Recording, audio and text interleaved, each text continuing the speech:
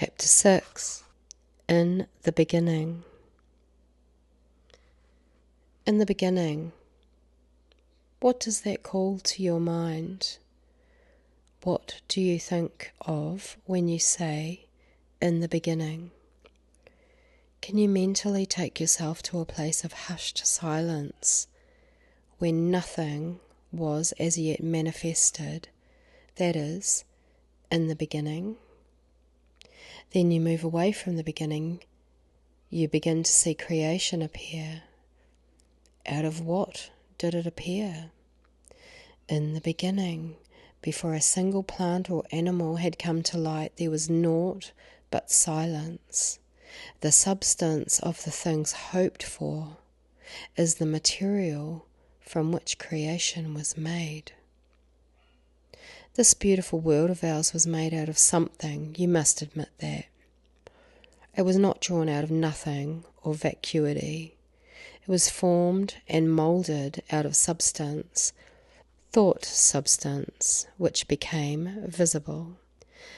A perfect concept of a thing rested in the mind of the Father, and when there, perfected, it was brought out into light and made a living word, or the Word made flesh. And so today, no thing is made out of nothing. You must have something to create it from. You must have substance out of which to make a thing.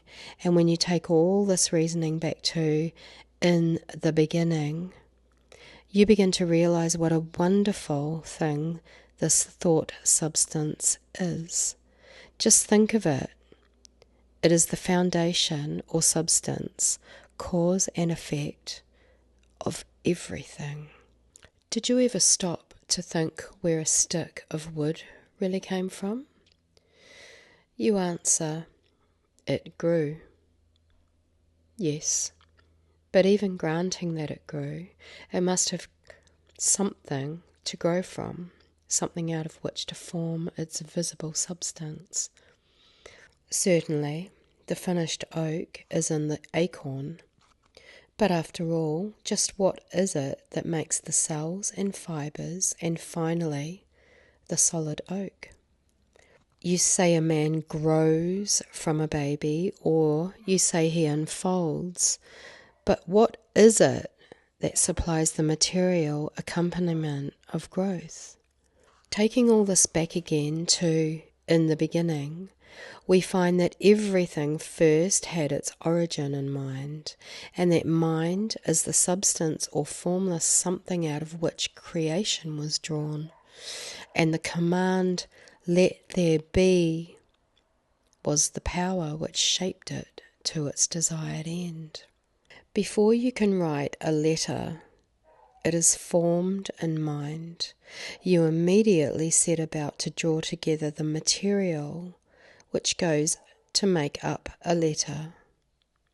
If you build a house, you first do it mentally, and there the image of the thing rests eternally. Gradually, as you assemble the material and workmen, you see your image or mental picture brought out into the realization. So is it with a demonstration of health. You must first assemble the thoughts or mind substance out of which health is made.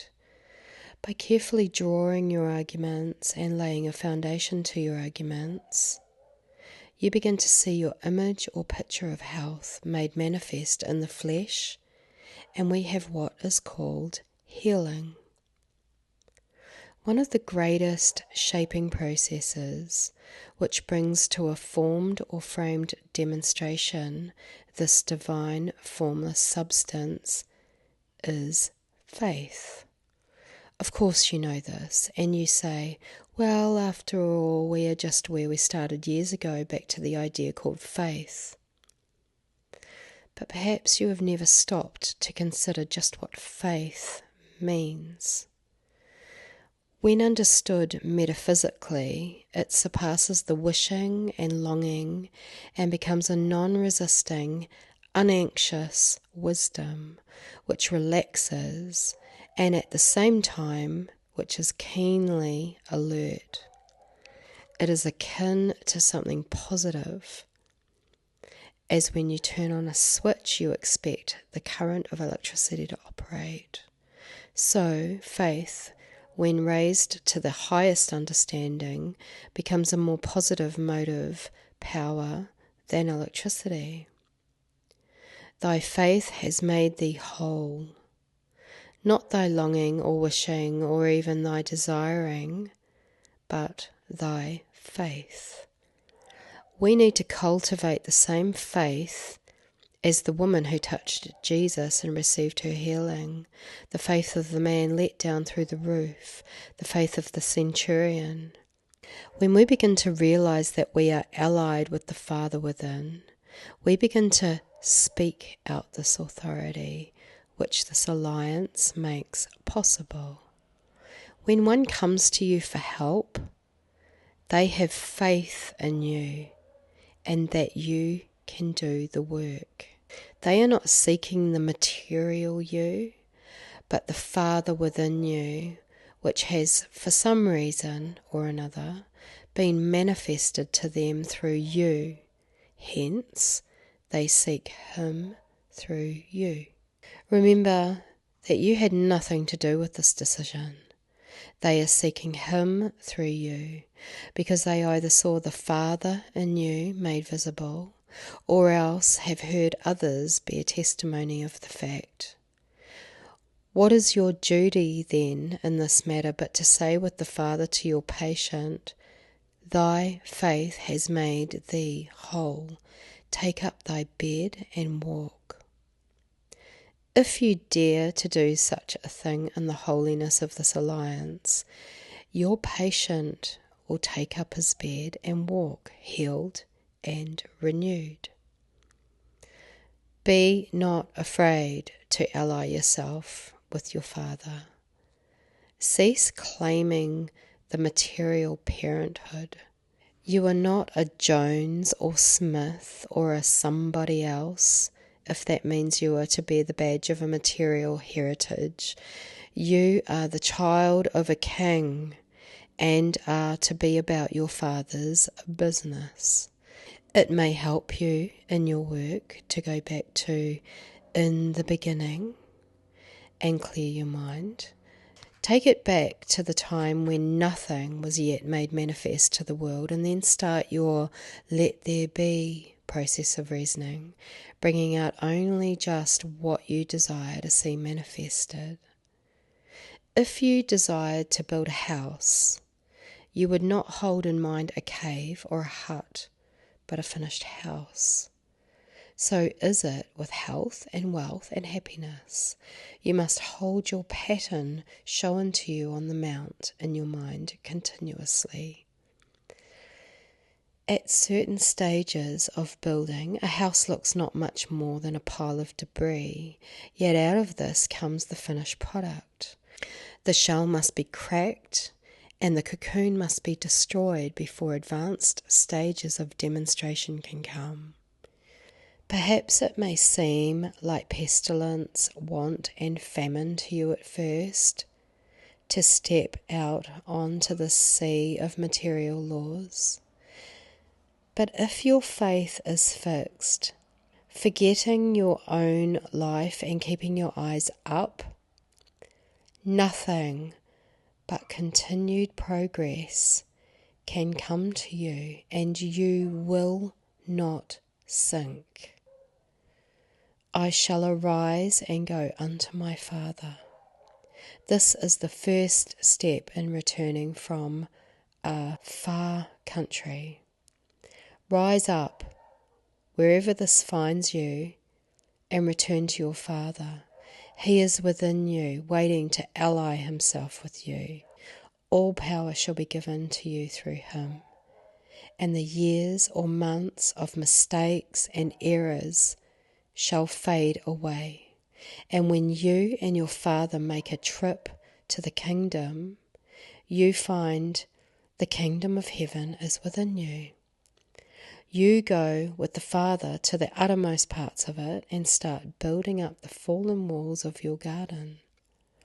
You say to the weak places, be strong, be renewed, receive your light. You speak life anew to the flesh and see it manifested, fresh and pure and with the vigour of life. What are these wrinkles and grey hairs and poor eyes but a withdrawing from a certain part of the kingdom, the substance of life? Can a balloon become deflated as long as the air remains in it? So is it with our bodies until the God mind releases the word made flesh of our body. It is impossible for it to show forth a single sign of age or decay. Now go forth in your garden and smooth out these lifeless places. Reclaim again the coming of the kingdom of heaven. Put age to flight by your knowledge that mind, life, God, you and your Father are eternally young and beautiful, and take no cognizance of time or conditions which are exterior to yourself. Not that which goeth in, but that which cometh out of a man defileth him. Think of this, dear reader. Suppose you smile. Does this condition take place from within or without?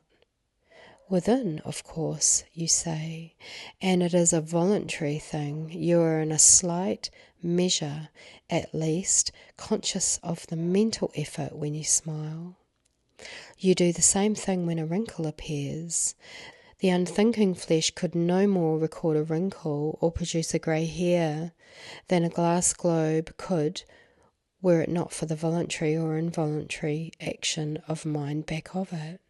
You can withhold or give a smile, and the same power is yours when it comes to the wrinkle or a grey hair or a weak eye or sick body, and pressing it one step further we add, or with a flat pocketbook. For in the beginning, everything was created out of something, and this something, you will admit, was mind or substance, and is infinite and everywhere present. Your Father, with whom you are allied, is the force or power which is able to call this substance into existence and shape it into things hoped for. You finish your product mentally. You commune with the Father and shape your desires, and then speak them out into existence. No matter where this finds you, no matter what limitations have been set upon you, when you once ally yourself with the Father within and take your demonstrations back to in the beginning, you realize that you have the opportunity of working everything out anew, or ridding yourself of objectionable conditions and bringing forth things anew. When a condition exists that is objectionable to you and which is not good, your I am, or Father within, takes his patterns to the ark, and then the purifying floods envelop the earth, that is, a body, and wash it clean of all conditions which are undesirable. The body is purified, and when the floods subside, we find the whole earth, that is, body, fresh and new, ready to bring forth the pattern again. Behold, I stand at the door and knock. Open unto him, you truth seeker. Open your mind to him and let him out into your life. He is already within your heart and asks for admittance to the garden. Open unto him and ally yourself with him, and see worlds changed before your very eyes. My words are spirit and they are truth, and they shall not return to me void. That is now your power. Do you understand? You can now speak with authority, for you are one with the Father. Be ye transformed by the renewing of your mind.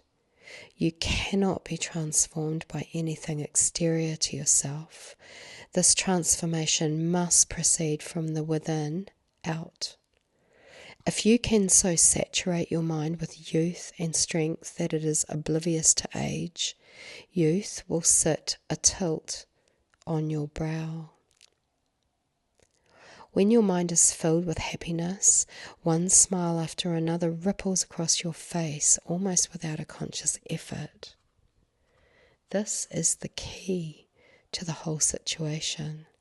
Saturate your mind with the idea and cooperate with the Father within, with whom is neither shadow of turning, and who is already waiting to bring out into your life things which eye hath not seen, nor ear heard.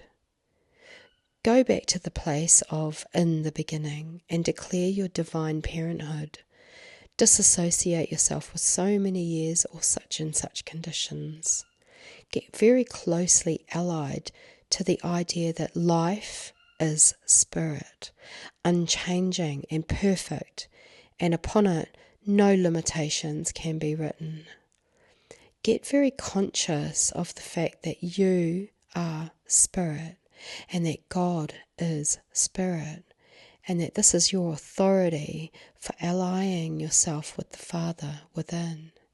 Can anything be clearer then than that you have right now in your possession all power, and that nothing can in any way hurt you?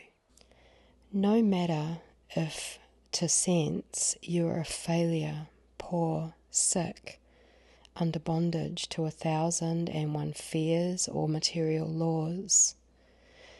Behold, now you come into your own, and you can expect to see mountains melt and hill skip as lamb before this renewed understanding. No matter what man-made laws say about you, they may pin any one of a dozen things upon you. You may be under the ban of horoscopic law, which says certain things because you were born on a certain date, but all this is as the light thistledown. It is blown about by the winds of mortal mind, and can only take root where it is given permission to do so. Until then, it is a mere nothing, floating about without destination or aim, looking for lodgment where it may. The law of God, unchangeable and perfect, has made you free, and this is the only law you are bidden to obey. God is your Father. You are not under bondage to either family or race thought. You are only to inherit the qualities of spirit. What are these qualities? Behold, I stand at the door and knock. Let him out into your garden, dear truth seeker. Ally yourself with the Father within. Dwell with him in the kingdom of heaven, and place yourself in oneness with this life-giving current. This is your heritage of joy. Claim it. Use it. Make it your own. That is the end of chapter 6.